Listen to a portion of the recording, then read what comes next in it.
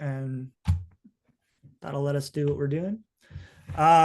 Welcome to the third week of Faithful Citizenship. We are glad that you are all here to be with us. As a reminder, our first week, we discussed kind of what is the kingdom of God and how do we go about the business of keeping ourselves focused and faithful citizens of the kingdom, and recognizing when we become a little bit partisan and our local or national politics drive our thinking about how the kingdom works, rather than allowing the kingdom to think about how we engage with politics and those sort of things. You have to have all of it. You have to have both of it. I think it's that's part of why we do this. Is we have to be good quality followers of Jesus, but we do live in a time and a place, and we have the right and responsibility to engage faithfully in the places where we live and dwell and move and have our being, and that includes engagement in political issues. So this is a way of kind of creating that foundation for us to do that. Then last week, we met with David Fitch from Northern Seminary and a local church pastor there in Chicago. And he kind of broke down for us the reminder that we sometimes think that power is a neutral thing, and that if bad people get control of power, they'll do bad things with it, or if good people get control of power, they'll do good things with it. But he challenged us on that to say that there are actually two kinds of powers. There's kingdom power, and then there's worldly power. And when the church seeks to gain control of worldly power, it's not good for the world or for the kingdom. And when we cede kingdom power to the state, then that's not good for the state or the kingdom as well. And so we kind of wrestled with kind of those nuances and what the differences were. And still, again, having the right responsibility to engage in worldly powers, because I think the word that he used was either, do you remember? It was like limits, right? The government's designed to create limits and boundaries and safety protocols. He used the image of a stoplight, right? That doesn't, stoplights don't necessarily stop road rage or those kind of things, but it does allow us all to get through the intersection together. The kingdom is designed to work on that hard issue of road rage, right? And so he's kind of helped us understand the nuance and differences of those things. My guest today, many of you know, is Dr. Bryan Kaylor. He is the chief editor of Word and Way magazine. I have enjoyed knowing him over the last few years. He's also a Baptist minister. You're ordained with Missouri or with CBF? So I am in CBF now, although my pastoral internship was at a church that was duly aligned with CBF and American Baptist. Okay. So he's got a history with American Baptist as well. He's been on many boards for CBF and ABC in Missouri. And the SBC, works with the Baptist World Alliance, and does a lot of things in the Baptist world. Word and Way magazine goes way back. It used to be a state paper for Southern Baptist in Missouri. Now it's kind of its own standalone, independent, broadly Baptist newspaper. Bryan is also an award-winning journalist for many of his articles, and Word and Way is just really, I think, on the front edge of really important Baptist news and information. So I encourage you to check them out and that sort of thing. He is also the author of 5 books, but today's focus is on Baptizing America: How Mainline Protestants Helped to Build Christian Nationalism. Bryan will go more into why he wrote this book, and then some of the practical steps. I mean, this book really does lay the foundation of how did we get to the point now where we discuss this word Christian nationalism, kind of explaining some of that. What is civic religion? How did we get under God and in God we trust posted on monies and coins and in the Pledge of Allegiance and all that stuff that's in there? And you might be surprised to learn that that was driven, those campaigns with Eisenhower and stuff were driven by Episcopalians, Methodists, American Baptist pastor put through the campaign that did in fact put "In God We Trust" on the money. And so we have a role, we have a history to play. And so there's kind of this Matthew plank in your eye, speck in your neighbor's eye thing that we need to be aware of as we go through this. It's a very valuable work, and I encourage you to read that. I do not have a formal call and response prayer today. Aaron caught me on that one. I got ahead of myself. I was just so excited to have our dialogue. So, but I do have a prayer for us. And so join me in a word of prayer, and then we will turn it over to Bryan. Oh God, in whom is the well of living waters. O God, in whose light we see. Increase in us the brightness of your knowledge and illumination, the path of your flowing fountain, and there impart to our thirsting souls the water of life, and restore to our darkened minds the light from heaven. And as we continue these conversations that are so very important about church and state, and our calling to be faithful citizens in the kingdom of God, we ask that we would be that light that you fill us with. It's in Jesus' name we pray. Amen. So I turn this now over to Dr. Bryan Kaylor. Great. Hey, Greg, could you set this so I could share some? Yes. I have some pictures that are more interesting to look at than just me. Yeah, very good. And then you're welcome to reintroduce yourself in any way you feel comfortable. Oh yeah, sure. No, but I appreciate it. Well, first of all, it's great to be here with you all. I had a chance to watch the videos of the previous two sessions, and I think this is really important. I appreciate that Greg and American Baptist Nebraska are having these conversations, because we are, as you know, in a very polarized time and era. And I know that especially those of you who are pastors feel that. Our society is so polarized that it bleeds into every area of life, including, unfortunately, Sunday mornings and other parts of church life.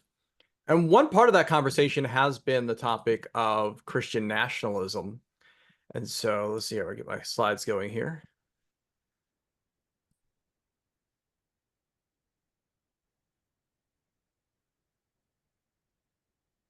Here we go.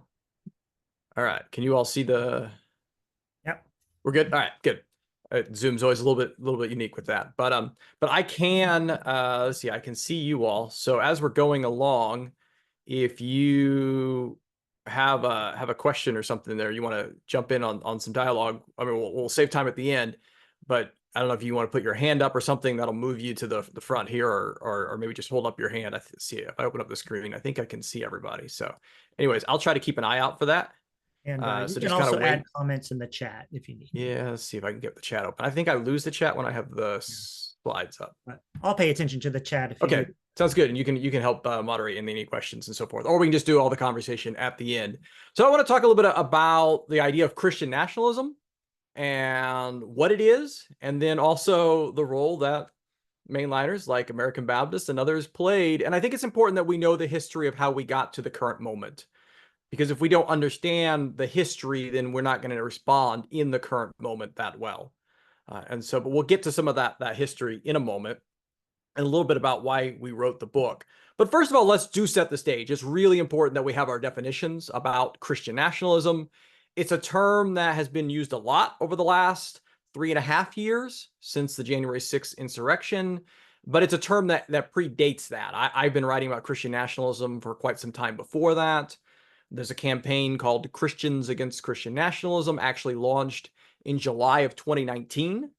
And that was something I've been involved for quite a while. The original launch video, I know why it came out, when it came out, because I have a little brief cameo in the original launch video. So I mean, this is a pre January 6th conversation among scholars. It's a pre-Trump conversation. So this is a sociological concept that matters and means something.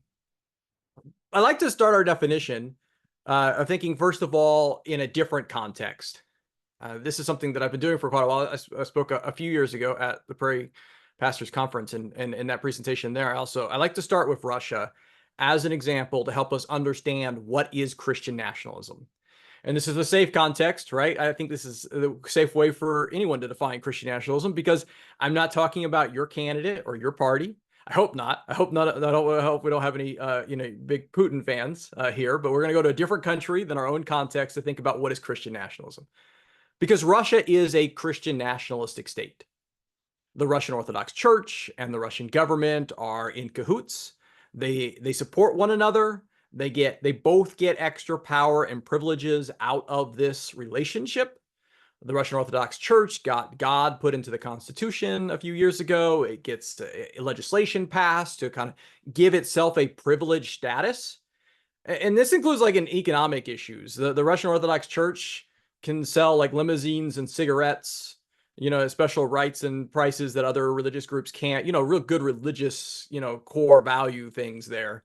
And so they have some stuff beyond just political influence. They actually have economic benefits that are coming to them from this relationship. And Putin is also propped up by this, right? He's blessed, he's sanctified. Patriarch Kirill, head of the Russian Orthodox Church there with Putin, has endorsed the invasion of Ukraine, has blessed it as really a Christian war, right? And so this helps give Putin support when he needs. In fact, Kirill has said that any soldier who dies in Ukraine, it wipes away their sins. So it becomes a salvific death. So to die for country is to die for God, right? And so this relationship is going back and forth here. But the other reason why Russia is an important way for us to stop and think about what is Christian nationalism is it also shows us the dangers of Christian nationalism. I mean, we can see this wrapped up with war. We can see that one group is getting privilege, but it also means that in a Christian nationalistic state, just because you're a Christian, that doesn't mean that you get all of these extra rights and powers and privileges. So among religious groups in Russia right now, the most persecuted group are Jehovah's Witnesses. But the second most persecuted religious group in Russia are Baptists. And third are Pentecostals. And this has been true particularly since 2017. That's when Putin signed an anti-evangelism and anti-foreign missionary law. Again, so something the Russian Orthodox Church wanted. They're exempt from this. It just means everyone else can't go out and evangelize, and everyone else can't have foreign missionaries or even clergy who have been trained in foreign seminaries, which there are very few seminaries in Russia besides Russian Orthodox seminaries. Especially now that the Russian government has been shutting down all of those seminaries, including the Baptist seminary in Moscow, has been shut down in the last couple of years. And so then, well, if you can't get an education to be a pastor other than from a Russian Orthodox church, otherwise it's illegal to go somewhere else to get your seminary education, right? So even in a, quote, Christian nationalistic state, Christians are persecuted for being the wrong kind of Christian. And I mean to the tune of hundreds of Baptists and Pentecostals every year since 2017 have been arrested, given massive fines, often more than a month or two's salary in equivalency, and even imprisoned. Right? And so Russia shows us the danger of a Christian nationalistic state. It's bad both for the state, for the people, for the populace. It's also bad for religion. And that we find it's really only ever about one slice, one sliver of Christianity is what we're talking about with Christian nationalism. So then when we start to move to the United States context, we might think about Christian nationalism in a very extravagant, in-your-face type of form, like a 4th of July service at First Baptist Church in Dallas, Texas, where they do shoot off the fireworks on the 4th of July. I don't really recommend that. You might want to talk to your insurance provider before trying that approach. But and you can tell they bring in the uniformed military officials. They actually, the church choir sings the anthems of every branch of the U.S. military during the service. It's a over-the-top, in-your-face vision of Christian nationalism. So what is Christian nationalism? In the short, simple definition, this is the way I like to define it. Christian nationalism fuses and confuses American and Christian identities. Or if you're in Russia, it'd be Russian and Christian identities. But in the United States, Christian nationalism merges together, fuses and confuses American and Christian identities. To the extent that what it means is that to be a good American, one must be a good Christian. And even vice versa. To be accepted and seen as a good Christian, one must be a good American, must be patriotic, pro-American, right? And so what happens here, the problem is by viewing these two identities as the same, it will create a lot of problems, both in the public square, in government, and theologically in churches, because they're not the same, right? The kingdom of God is not red, white, and blue. It's not defined by the borders of the 50 states. It is much, much broader and much different than that. And so this creates problems in both realms when we try to merge these two identities and pretend like they're the same. It's also important to recognize that when we're thinking about Christian nationalism, we're not saying either you're a Christian nationalist or you're not. So this is some data from Andrew Whitehead. He and Sam Perry have done a lot of work on Christian nationalism and defining Christian nationalism as sociologists. Anytime they work on Christian nationalism, or Robbie Jones at PRI works on Christian nationalism, they always define it as a continuum. So what they do is when they try to find like how many people are espousing Christian nationalism, they ask a series of several questions. And then by asking them several questions, then they see how many do you actually rate on. So the top category we have here, the ambassadors, is what Whitehead and Perry call them. They are the ones that are answering pretty much every single question. They want prayer back, government prayer back in schools. They want the 10 Commandments at all the public buildings, right? They want Christian nationalism in every form. But you can see that there's two more categories of people that are answering some questions, right? Like, I kind of like some Christian nationalism, but not off the charts, not every type. And so seeing it as a continuum is really important, because it's easy for us to look at, say, someone who stormed the Capitol while carrying a Christian flag and saying, oh, they're a Christian nationalist. I'm not them, right? I'm not a Christian nationalist. But if we see it as a continuum, then we realize we might all have some Christian nationalism. Maybe we're not holding as extreme of a version, but we might, in our own churches, our own lives, our own denomination, have some Christian nationalism to work on. If you grew up in a white Christian church in the United States, there's just Christian nationalism in the air, right? And we're going to talk a little bit more about the ways it's embedded in our songs, in our services, in our sanctuaries. But we have for decades put American and Christian identities together as if they were synonymous. And so we all have a little bit of Christian nationalism in us. I like to say that Christian nationalism is like microplastics. There's some of it in all of us. That might be a topic for another conversation, but this is a picture from your toothpaste of all the little microplastic pieces there in your toothpaste. So as you're thinking tonight and brushing your teeth, I want you to remember this presentation and be a little alarmed by that, and then even more alarmed by Christian nationalism. All right, so there you go. That's our object lesson for the day. But there is a little bit of Christian nationalism in all of us. So then the job we have to do is the detox, right? To figure out, what have we been taught, and maybe even, I'll confess here, what have we preached that was actually more just an American reading of Scripture?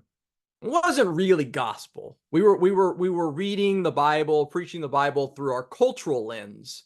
And how can we start to do that difficult work of separating the wheat and the chaff, right? That's what I think we're all called. And that's the importance then of seeing it as a continuum, that we can all make a little bit of progress in our own lives, in our own churches, in removing some Christian nationalism. This has been something that's been around for decades. It's been pervasive.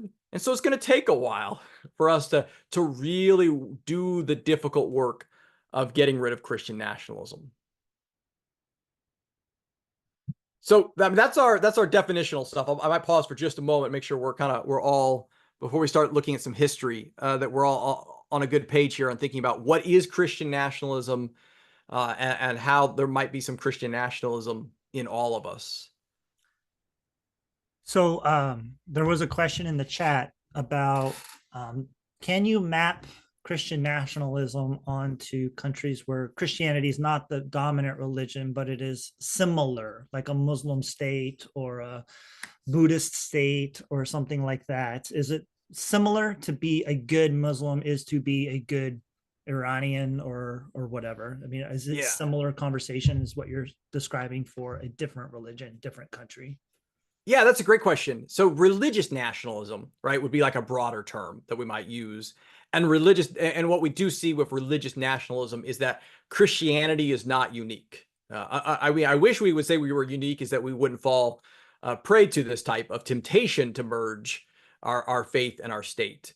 But we're not unique. And so you have, for instance, you have Hindu nationalism is a real problem in India right now, and is something particularly impacting Muslims and Christians, with a growing Hindu nationalism movement with their current prime minister.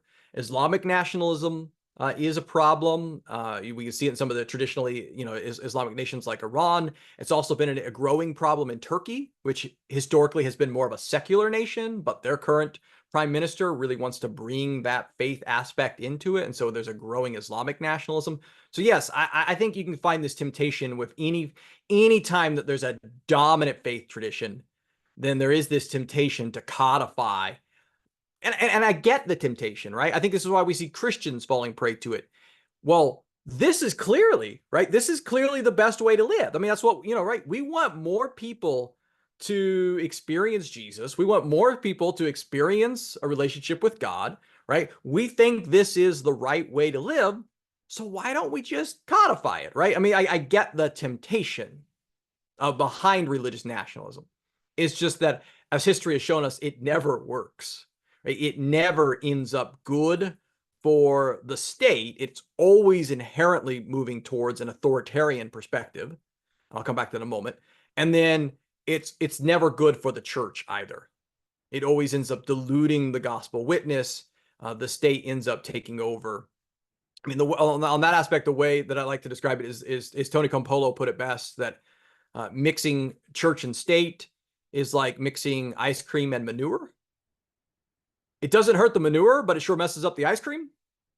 Right? I mean, that's a good historic Baptist understanding of like the as Roger Williams called it, the hedge, or Thomas Jefferson writing to Baptist, because he was a good politician and he was pandering.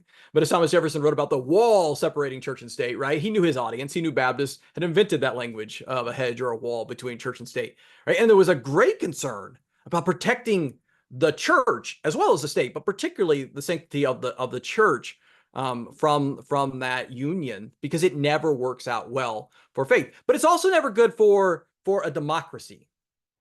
And so that's part of one of the things we're going to have to think about as we're dealing with Christian nationalism, is what kind of country do we want to be, not just what kind of faith do we want to live out. Because especially as you get into a more pluralistic nation, Christian nationalism is inherently anti-democratic. Small d, democratic. Is it inherently anti-democratic? Even when you have a country where it's majority one faith, democracy is also about protection of minority rights, and Christian nationalism doesn't care about that, or religious nationalism doesn't care about that.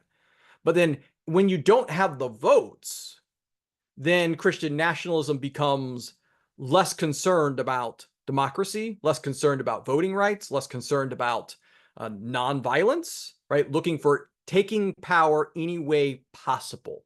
And that starts to explain a lot of what we're seeing with Christian nationalism in the United States today, is that there's not the votes for this narrow, very conservative, evangelical Pentecostal version of Christian nationalism that is the dominant version today. Like, they don't have the votes.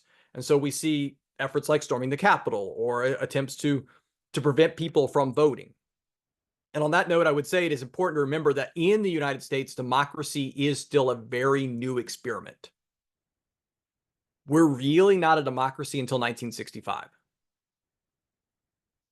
Right? So until everyone can vote, we're not a democracy.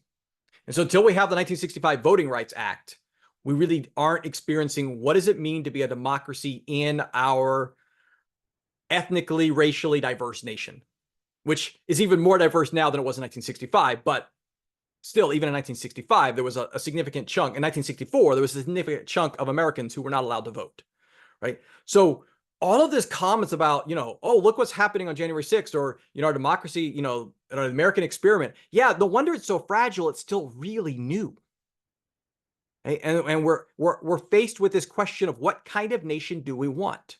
Do we want to be a nation where everyone is treated equal, where everyone has a voice, or do we want to go back to a nation where only a privileged few get to make all of the laws, right? So that's that debate that we're stuck in today. So thinking about January 6th, let's think about two different January 6ths. There is the classic January 6th, the one I've already alluded to, right? This is the definition of Christian nationalism today, or the image of Christian nationalism today when people are talking about it. And rightfully so. January 6, 2021 showed us the danger, the violence that's possible in conservative evangelical Pentecostal Christian nationalism today. Not that everyone who holds that side of the continuum will resort to violence, but that some will. And that we do know that the Christian nationalist ideas inspired people to show up, right? There are not only people carrying the Christian flag and Bibles, there are people holding prayers, prayer rallies outside the Capitol as part of the crowd, praying when they storm in and break into the Senate chamber, right? So we know that this was very much a faith-infused moment. We opened Baptizing America on January 6th, but not January 6, 2021. We opened on January 6, 2022. And this is our hint from the very beginning that our book's a little bit different. There are probably like 100 books coming out on Christian nationalism like this year. That's what it might feel like, at least. 99 of them are about Christian nationalism and evangelicals or Pentecostals, right? And so we're the one book on Christian nationalism and mainline Protestants. And all the other books open with January 6, 2021, and we open with January 6, 2022. This is a prayer vigil on the steps of the Capitol. 365 days earlier, some of the insurrectionists had marched up these stairs and broken through the Capitol. Most of the violence was on the other side of the building, but some people also broke in from this side. So on the one-year anniversary, Speaker Nancy Pelosi held some events inside the Capitol, and then a prayer vigil is what it was billed as on the steps of the Capitol that evening to remember, to mark the solemn occasion of what had happened a year earlier. So anyways, I saw that was going to happen. I turned on C-SPAN because I'm a nerd and thought, well, I'll watch the service. And I expected it to be an interfaith service. And when it got done, I was like, wow, I mean, that could have happened in a church. It was a Christian service. Everyone who led something was a Christian politician or individual or clergy. So Nancy Pelosi had a moment of silence. She's, of course, Catholic. Someone from the President's Marine Band sang a couple of patriotic hymns that are in your hymnal. And then we have Bishop Michael Curry here in this image, the presiding bishop of the Episcopal Church, prayed, gave the only prayer, verbal prayer during the entire vigil. He prayed in a way that essentially baptized the lawmakers behind him, not all of whom are Christian, as servants of God, there to do God's work, and prayed that we would be one nation under God, and that these politicians would help make that possible, right? And that was it. That was the whole service. And so we did a little thought experiment of, well, could you imagine if Speaker Mike Johnson had put together a prayer vigil on the Capitol steps and had Paula White Cain pray about the lawmakers doing God's will and that we would be one nation under God, and had Sean Foyt sing a couple of patriotic hymns. You know Sean Foyt, right? He's got the long curly blonde hair and the guitar. I call him the musical Forrest Gump of Christian nationalism because he shows up like everywhere. He's like at all the rallies and all of the events. I've been to some of his events, Occupational Hazard. I go to the events so I can report on them. If you had this type of event on the Capitol steps, an official congressional speaker's office event, Mike Johnson, Sean Foyt, Paula White Cain, and didn't change any of the words, we would be like, wow, that was Christian nationalism. And that would be a correct critique. So what we need to do is be consistent in our terms and realize that Christian nationalism is not just a heresy of conservative evangelicals and Pentecostals, and that it can be espoused today by very progressive clergy like Michael Curry. It can be pushed by very progressive politicians like Nancy Pelosi, right? And it can be pushed by people in mainline Protestant denominations. It goes across the political and religious continuums. And in fact, evangelicals and Pentecostals today are pretty much just doing the things that we mainliners taught them to do in the first place. So let's take an example and think about under God. Under God in the Pledge of Allegiance. I think this is my favorite story that we unpack in the book. As Greg already noted, we do a number of them. In God We Trust, the National Prayer Breakfast, basically late 1940s, throughout the 50s, early 1960s, we have this Christian nationalistic revival in our nation. Christian nationalism seems to come in waves, and we are in a wave right now. We have been for a few years, and it is a more violent wave. It is a wave primarily of conservative evangelicals and Pentecostals, increasingly becoming more the Pentecostal charismatic people in charge of this wave. The previous wave of Christian nationalism is what we unpack, what we focus primarily on in Baptizing America, and that is the late 40s, throughout the 50s and 1960s and early 1960s. And this is an era of mainline Protestant dominance, with American Baptists and the other seven sisters, if you will, the kind of seven leading denominations that most of the politicians in Congress at the time were coming from these seven denominations. The prominent clergy and society were coming from these denominations, right? And so the Christian nationalism that's happening during this time period is coming from the mainline tradition. And so we get under God. I told you this is my favorite because there's two reasons. The first reason is it's just a really we can go from point A to point B. It's a really easy story. We know why under God is in the Pledge of Allegiance, and it's because of one sermon, which, as a side note, I mean, I'm just excited when someone remembers what I preached like a week later.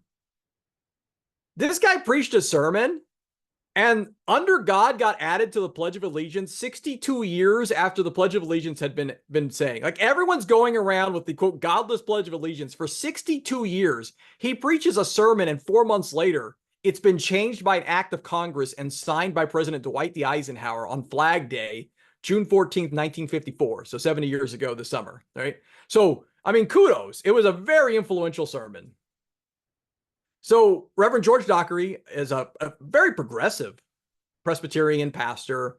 He would later go and march with Martin Luther King Jr. After King put out the call after Bloody Sunday. He goes down to Selma and marches. Even later, he has King preach at his white congregation in D.C. Dockery himself preached against the Vietnam War while Robert McNamara was in the congregation. I mean, so, you know, he's a really progressive and in many ways inspiring figure. But he also wanted us to be a Christian nation. He just wanted us to be a very progressive Christian nation and an explicitly Christian nation. So as he's preparing for the Sunday closest to Lincoln's birthday in 1954, he knows that Dwight Eisenhower is going to come and sit in the church that day for Lincoln Sunday because Abraham Lincoln had gone to this church. It's a couple blocks from the White House. So they make a big deal. They have a Lincoln's pew. And they have Lincoln Sunday, and Eisenhower was going to sit in Lincoln's pew. And so Dockery decides to write a sermon really for an audience of one, which, I mean, I don't really recommend as a pastoral approach, but his whole sermon was to Dwight D. Eisenhower, why under God should be put in the Pledge of Allegiance. As a side note, this is especially fun, you know, talking with my fellow Baptist here. The guy generally credited with having written the Pledge of Allegiance, by the way, was an American Baptist pastor. And he was also a socialist. So I don't know if you've ever been called a socialist, but he actually was a Baptist socialist. He was vice president of the Christian Socialist Society. So he was outspoken. I was called a Marxist pastor by Roger Stone, which was fascinating. So that was an ordination that I got from Roger Stone. But Francis Bellamy actually was an espoused Christian socialist and a Baptist minister. That's why he got fired from his Baptist church, by the way, was because of his socialism. So anyways, he's writing for this magazine, and that's when they print the Pledge of Allegiance, which was kind of good for business because the magazine funded itself by selling American flags. And so the pledge would be good for business in that way. So anyways, the Pledge of Allegiance had gone without God for 62 years. And Dockery talks about why we need under God in the pledge. Because he said that God is the defining characteristic of America, that we had been founded on the Ten Commandments and the words of Jesus of Nazareth, right? So he defines America very much as a Christian nation, formed as a Christian nation. He is fusing and confusing American and Christian identities. He puts this in Cold War terms. So we are fighting the godless Soviet Union, and he's concerned that basically, as he calls it, the Muscovites could say this pledge to their flag, and pretend like everything was okay. So we needed to mark ourselves as a nation, because, as he put it in the sermon, this is a theological battle. It is Armageddon. All right. So we needed to show that God was on our side in this Cold War. And so that's why under God should be put in the Pledge of Allegiance. Now, after defining everything in what we would call very Christian nationalistic terms, if we use that term consistently today, he actually does something that's really remarkable, I find, in the sermon. And this is the second reason why I like this story. So one, it's really cut and dry. We know one mainline Protestant minister and one mainline Protestant president is why this goes into the Pledge of Allegiance. But then as he's preaching along, he says the quiet part out loud. So he's going along, he's like, now, there's probably some people that can't say the pledge if we add under God to it, right? Because they don't believe in God. So how can they pledge allegiance to a republic under God? Which is, again, I'm kind of impressed that he was at least acknowledging that. But then he doesn't care, right? Because he says that an atheistic American is a contradiction in terms. And later in his sermons, he adds, they really are spiritual parasites. So what he has done here is he has defined someone based on their belief in God, or really their belief not in God, as inherently un-American. Is really inherently anti-American, right? They're a parasite.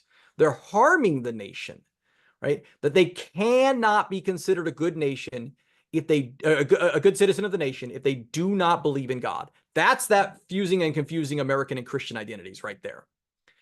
And so what he's done is he's shown us that from the beginning, under God in the Pledge of Allegiance, and we would say all the other things that are happening in this time period, is Christian nationalism, and it's intended intentionally to exclude some people as not real Americans by fusing and confusing American and Christian identities.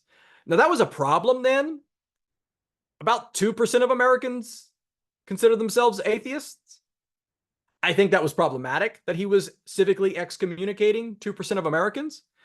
It's a bigger deal today when it's more like 20% of Americans that consider themselves religiously unaffiliated. And so today, Christian nationalism hits even worse. It doesn't hit as strongly. And yet, despite all of this, despite all that we see today, right, under God being used by those espousing a vision completely opposite, politically and religiously, from what George Dockery preached, the church still, this progressive church, still celebrates this role. This is a picture of a plaque I took. I was in DC back in April, and my hotel was a couple of blocks from the church. So I was like, I'm going to walk by it down there and see what's going on.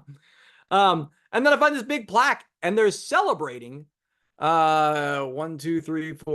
paragraph down, the fact that their pastor preached the sermon that led to the addition of the words "under God" and the Pledge of Allegiance to the flag of the United States of America. Like, they're still excited that they did this, right? As opposed to what we would suggest, maybe there should be some repentance there. Like, look what you have brought. And we find this in a number of contexts. Greg mentioned the American Baptist pastor who helped get God put on coins during the Civil War.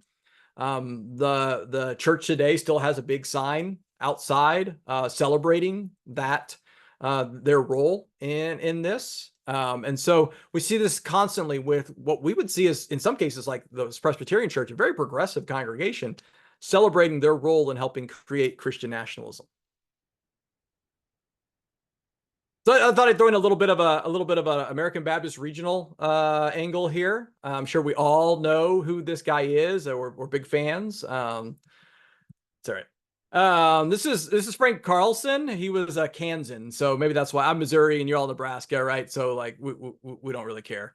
But anyways, he was from Kansas, but he was in the U.S. House of Representatives for a long time. He was U.S. Senator for a long time. He was governor, right? He was a significant politician in Kansas. He was an American Baptist layman. And he's a significant figure in several of our stories involving the creation of Christian nationalism in the late 40s and throughout the 50s. So, for instance, he's the politician most responsible for the creation of the National Prayer Breakfast. Okay. He chairs the organization that oversees it for its first 17 years. He speaks at the first one, speaks at some other ones later. He, alongside a Methodist minister, got this created. And today, this is a vehicle that is really used by the evangelical Pentecostal wing to push a Christian nationalistic vision. And it was an American Baptist layman and a Methodist minister who got this thing created in the first place. And we unpack some of that story in the book. He was also a big proponent of "In God We Trust" as a national marker. So it goes in the coins, in the Civil War. And then in the 50s, we get this period where first it becomes the first religious message on a stamp. And Carlson was a big supporter and cheerleader of that. That's why I have the stamp here. And then from then it becomes our national motto. And we moved from having an unofficial motto, but we had a motto of celebrating the idea that out of many we become one, right? And then we switched that to "In God We Trust." Princeton historian Kevin Cruz, in his book Under God, describes this as the shift from unity and diversity to unity in divinity.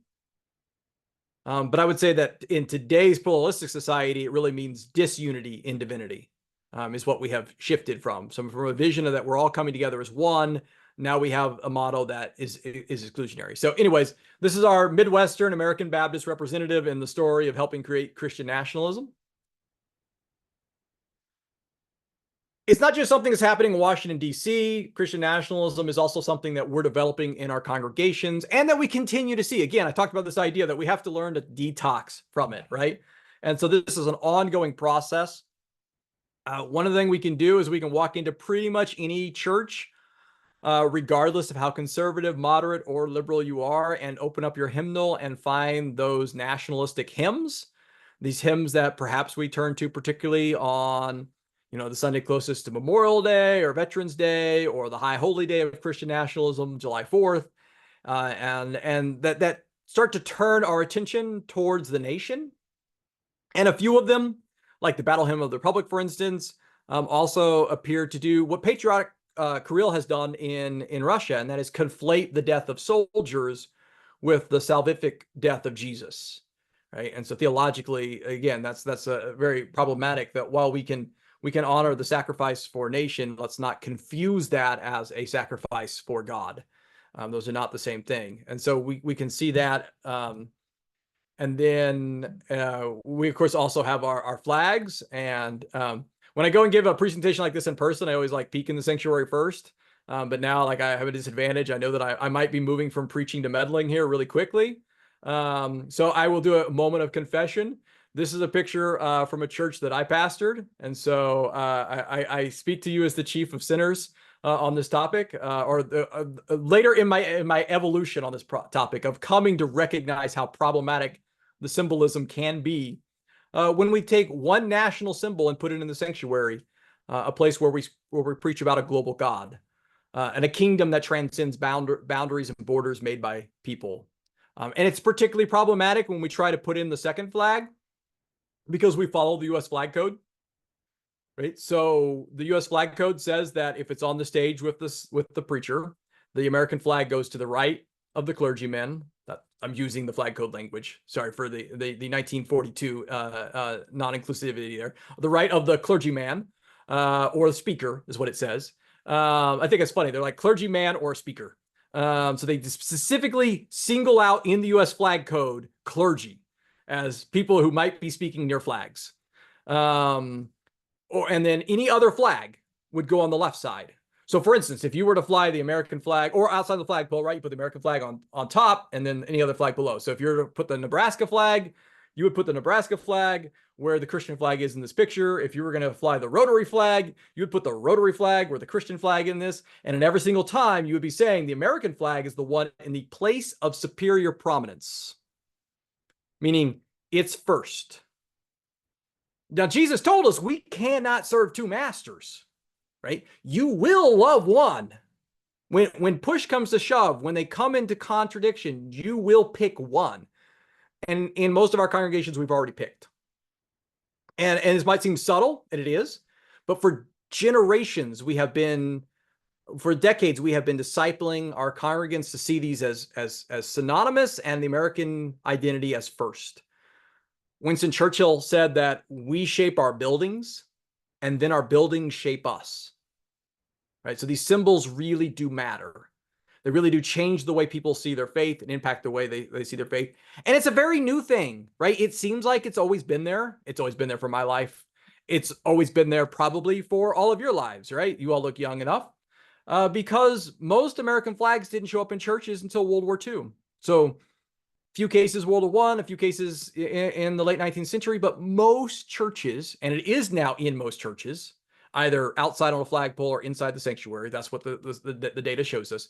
But in most of those cases, it's only been there for about 80 years, which isn't necessarily even the full lifetime of some of the congregations, and is definitely a small sliver of like the history of Christianity. But for us, it seems like, wow, that's just the way things are, because it's always been there, right? And so that's that idea of trying to how do we detox? How do we separate the chaff and the wheat? So why does this matter? And then we'll wrap up into some dialogue here. This is a Facebook post Speaker Mike Johnson put on Facebook. Just it's the first post he put after he was elected Speaker of the House. This is like the last moment that sneaks into our book. Our manuscript was due, and then he got elected, and we're like, oh, we'd like to actually add a little bit more.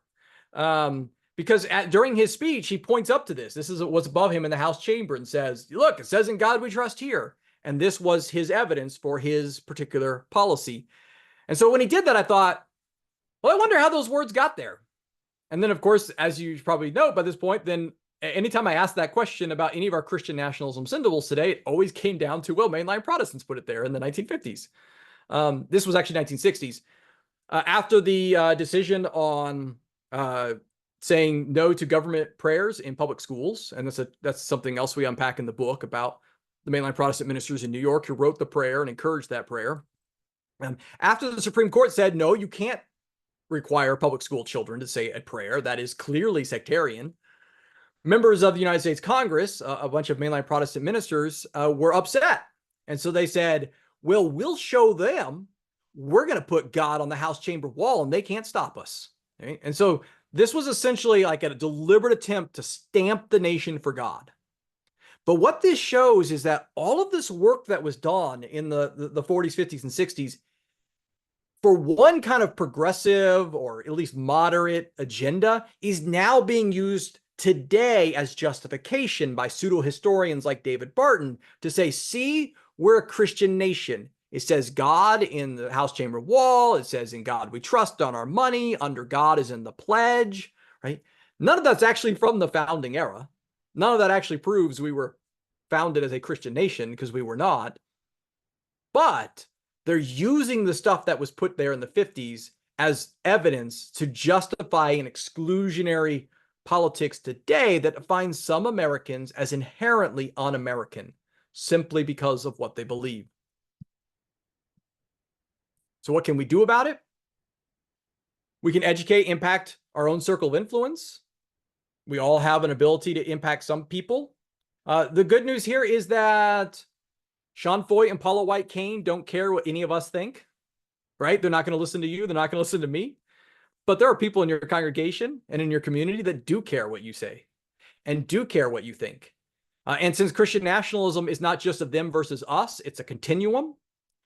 It means all of us can find ways to move and detox from Christian nationalism in our own context, our own churches, and our own communities. So look at your own church and your own denomination. I've given you a few American Baptist examples, but there are ways that we can say, how have we been complicit with helping build Christian nationalism? Engage in repentance when necessary. And then the last thing I would say is lean into an alternative witness. I don't think people are looking for just a Christian nationalism light, right? L-I-T-E, light. A friendlier, cuddlier version of Christian nationalism, right? Younger people, I'm going to put myself in this category because I am a millennial. I was born in the first month of the millennial generation, so I will claim it, but some of us are getting old. But millennials and Gen Z, as I don't have to tell you all this, right? They're not showing up in churches. I know Ryan Burge is probably going to deal with this even more in thinking about the nuns. One of the things, there's a lot of factors, but one of the factors that has driven away people from my generation and younger has been the politics, has been, I would say, the Christian nationalism, the merging of these identities. And we see this is the danger, again, the Tony Campolo idea of ice cream manure. Anytime we've seen church and state united, then when there's a backlash against the state, it also hurts the church. Right? We see this. We've seen this in Germany. We've seen this in a bunch of Western European nations. We've seen this in Quebec. There's a lot of different contexts that we can unpack where we can see that anti-government thoughts lead to anti-church thoughts when they've been united. So we've seen this for decades now. What people are looking for isn't just a nicer, cuddlier version of what we saw on January 6th. They're looking for something different. And I think it's actually what Jesus said anyways. I think it's actually the red letter gospel message that Jesus gave us, this global vision of a global church where Jesus loves and cares about all people. And so I think we should lean into this alternative witness. We might just find it attracting some people who are unattracted to the American church today. So I know we've got some time. I want to open this up for comments and questions and dialogue.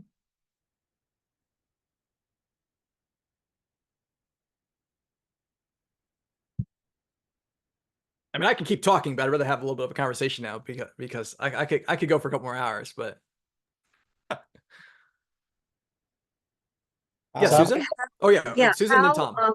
thank you. I kind of brought this up the last time, but I'm a pulpit fill at a church who has the American flag up front. My home church does not, thank goodness. But I don't know how to open the conversation because the men who kind of are running the church right now, when they pray for all Christian leaders, they pray for all Christian this and that. And again, being not the full-time pastor there, I don't feel like I have as big a voice. So how can I get them to understand what you're telling us? Yeah. Well, I would say don't sneak in the dead of night and take it and run. But No. I mean, it's tempting, but I guess you're just pulpit fill. If they fire you, I guess it's not no. That's how pastors get fired. True. What I would say on a more serious note, and this is something, yes, obviously you have less power, authority, influence than like a full-time pastor or a regular, whether you're part-time or full-time, the normal role would have. But I would say this advice for anybody is we have to lay the foundation first anyways. So if there's a flag in your sanctuary, don't start by, necessarily pulling up like one of the good idolatry passages or cleansing the temple type verses, which, those could be some good passages to get to eventually. Right. What I think we have to first do is help people start to separate our identities. And I think the greatest antidote to this is anytime I'm talking to pastors, I said where you start on the conversation of Christian nationalism before you even use the term Christian nationalism is we have to first just focus on this idea of a global faith. Even people who push Christian nationalism, people who proudly say I am a Christian nationalist will define it as the opposite. They will say is globalism. All right. Jesus is actually a pretty globalistic guy if you pay attention to what he's preaching. And we get that even from the prophets as well, right? And so I think we can find ways to help people start to see our faith not defined by America, but to see ourselves in communion with Christians around the world, with Christians across these human-made borders. That's anytime that there's a war, right? Helping people realize the Christian. Anytime there's a natural disaster. I mean, that's the thing. The beauty is that Christianity is already a global faith. So anytime something happens anywhere in the world, there are probably Christians there who are impacted. So whether that's in sermons, whether that's just in prayer time, of lifting those individuals up as a way of helping us see ourselves first and foremost in communion with them, our fellow citizens in the kingdom, before we identify with our fellow American citizens. I think that's where we have to start the work.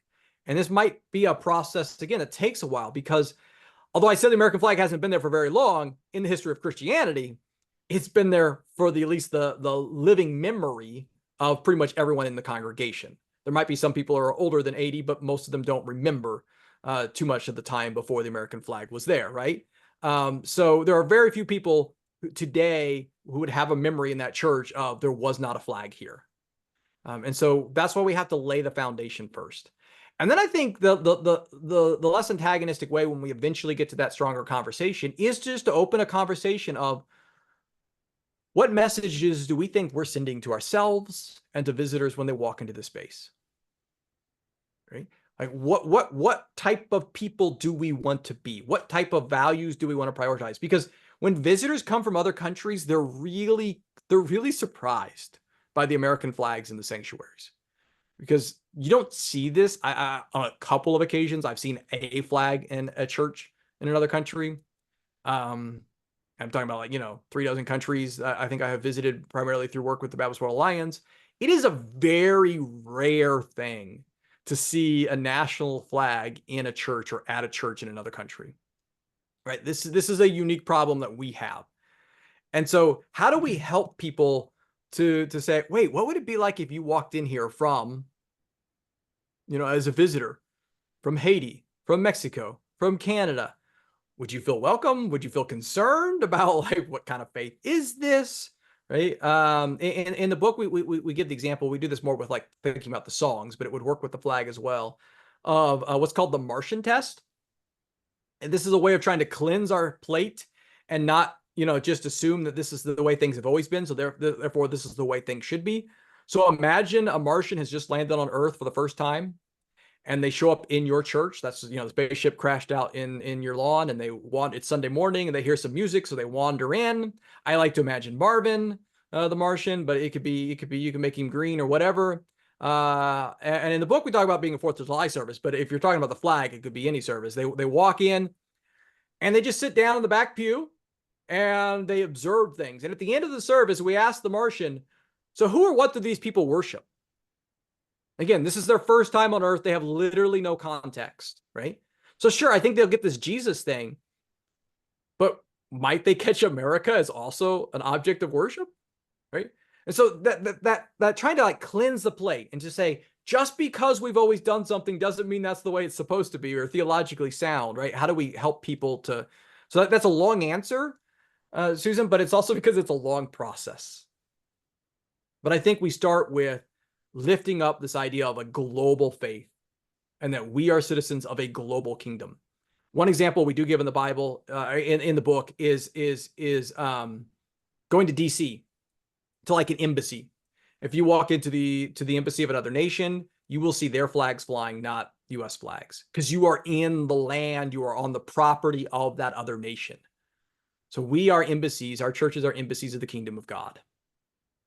And so that's why we would not expect it to be marked with the national flag of any nation, because this is an embassy of heaven. Right. Tom, Sorry, Susan. my sermon this next week is faith versus religion, which is kind of in this idea. So I'll be interested to see what kind of response I get. Yeah, very good. Tom? I don't mean to take up much time. I know our time is short here, but agreeing that Christian nationalism is damaging both to the Christian faith or the Christian community, as well as to a healthy democracy, what does a non-Christian or non-religious nationalism look like? Should we be non-nationalists or non-religious? Do we risk what Richard John Newhouse called the naked public square? I mean, I disagree with most of what Richard John Newhouse wrote, but I think he points to a possibility. And so what does that look like, and where do we cross that line? Yeah, that's a great question. So I think it's really important to say that there's a difference between pushing Christian nationalism and being driven by your faith into the public square. And so I would not say the opposite of Christian nationalism is inherently a naked, secular public square. It's so one, we would say Christians are still like you can't separate your faith from who you are, right? So it's still going to inspire you to speak out on issues, to get involved in your community, in your state, in your nation. The difference though is what kind of laws are you trying to legislate? So are we trying to only protect our rights and give ourselves more power and privilege? Or are we advocating for a vision where all people are treated equal, regardless of what they happen to believe? So, I mean, I go and testify frequently in the Missouri Capitol. I live in the state capitol. I go to House and Senate hearings most of the time on church state issues, but sometimes I go on other issues like capital punishment. And I mean, when I preach a sermon, I'll talk about how my faith compels me to be against the death penalty. And I can give the theological reasons why I believe that. But when I'm sitting in a hearing before state legislators, even though most of them do call themselves Christians, not all of them do, I don't sit there and say, hey, I'm a Baptist minister and this is what Jesus said, so that's why you should vote this way. I instead make an argument based on, regardless of what they believe religiously, this is why I think this is the legislative approach you should back. So my faith inspires me to show up, but I don't expect others to adopt my faith to get to my political position, right? And so there's a little bit different way of how we engage others. And then again, also this idea of a democracy. Are we fighting for the rights of all people or just for our people? I would agree with you about that essentially, Bryan, but I might push back just a little in that I don't think it's a bad thing for us to name the fact that our faith has informed our position. Doesn't mean that I expect everyone else to be in the same place with their faith. When I was serving in Rhode Island, I worked a good bit with the Jewish population there. And I was quite impressed with something they did with their teenagers, that once a year they'd bring the teenagers together from the Jewish faith and they would send them to DC. Now they'd prepare them for this before they'd go. They'd prepare them to think in terms of what would it be like to debate about particular things that were facing their representatives or their senators, votes coming up. And then they would go and see these representatives and they would begin their conversation and say, Senator, my faith informs me XYZ. And because of that, I'm asking, this is what I think is right. And I'm asking you to support that. I thought it was a wonderful pattern. And I thought it was shaping some really wonderful engagement in the process out of a position of their faith. I frankly wished we had a means of doing something like that as American Baptists. So at some point, I think it's important to be able to say, my faith informs me. I am a person of faith. My faith informs me. And because of that, this is what I would like to see happen. I don't think that's the same as saying everyone ought to be where I am. And that's a challenging place to walk. And in fact, I'm not sure but that's where we are as pastors in the pulpit every Sunday morning. Because pastoring for 40 years, I never pastored a church that believed like I believed on every place. I had to over and over again say, this is my understanding of this text. You may hear it differently, but what I'm gaining from this is XYZ. So is the difference that we become more humble? Is that the primary difference? I like the way you just framed that. Christian nationalism is arrogant, I would say. So yes, this humility, this understanding that someone might disagree with you and still be a good Christian, might disagree with you and still be a good American, right? And so yes, the humility that was in those examples that you were given, I think is very different from what you would hear from someone pushing Christian nationalism that says, thus says the word of God, or the Bible says, therefore, this is how you should vote.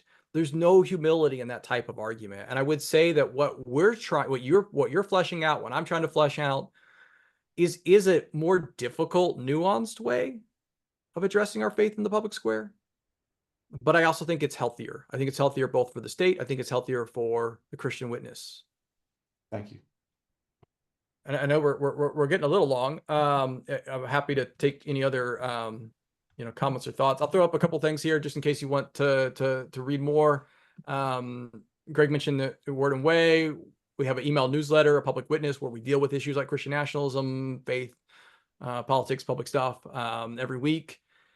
So you can sign up for that. And then I have a little graphic there from our publisher. So I think I'm contractually obligated to share it. Just ways that we would love for you to share on social media or write a positive review on Amazon. Even if you buy your book somewhere else, Amazon is where people check for reviews to help us along. I would also just say, if these are conversations you're wanting to have in your own church, I'm happy to, whether you go through the book or you just want like a one-off conversation. It can be by Zoom, it could be in person. We can talk. I love going around to churches virtually or in person to talk about issues related to Christian nationalism, public policy, and so forth. So you can find my email address and everything at publicwitness.wordandway.org. If you go to that our site there's a tab at the top that says Baptizing America. We have a free study guide there you can download that goes along with the book, but you'll also find my email. But it's bkaylor@wordandway.org. Send me a note and we can, get something to work out. Because I mean, what you all are doing in this whole series is these are important conversations that people in our congregations are wrestling with these topics. They're hearing Christian nationalism. They're hearing these things in the news, and they're wanting some formation to figure out, like, well, what does it mean to be a Christian in today's United States? And it's not always easy. But if anyone else has a closing comment or thought, or Greg, I'll just turn it over to you either way. So, Anybody have a thought for the group? I think I just picking up on where Tom was. Jesus' statement about the coin is, whose picture is on this? And render unto Caesar's what is Caesar's, and unto God's what's God's. There is a sense in which both of them are ordained by God, but they're in juxtaposition.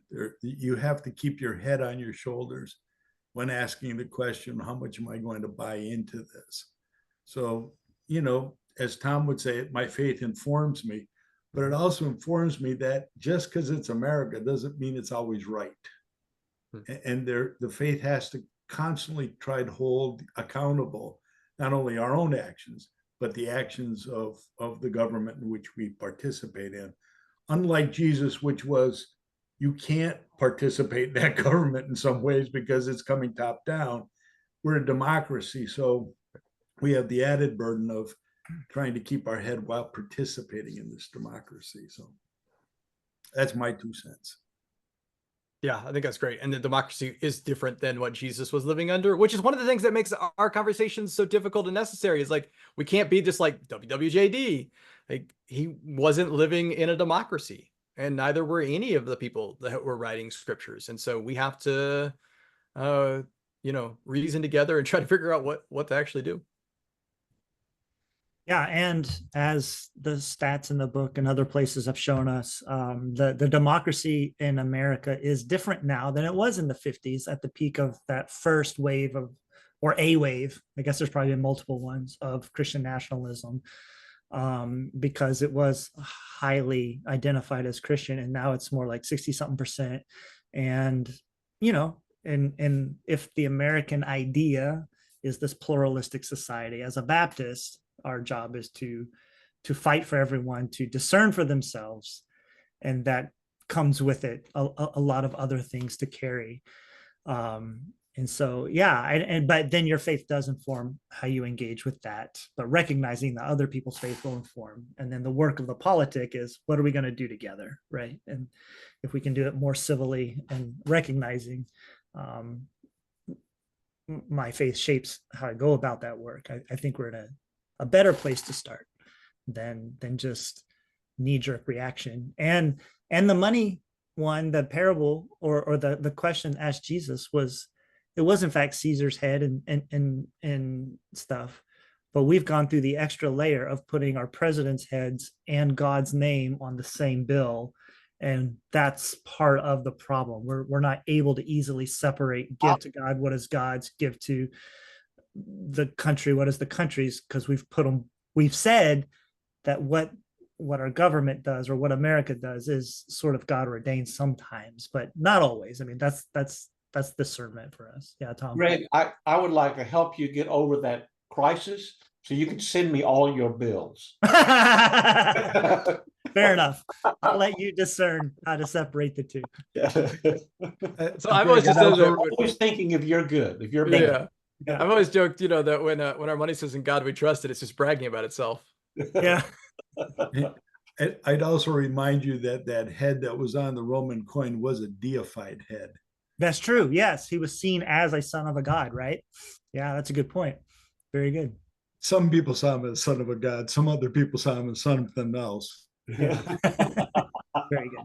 Well, I'm gonna thank you all for being here. I'm gonna stop the recording now. Thanks for those who will listen later on a podcast for joining us. Thank you, Bryan.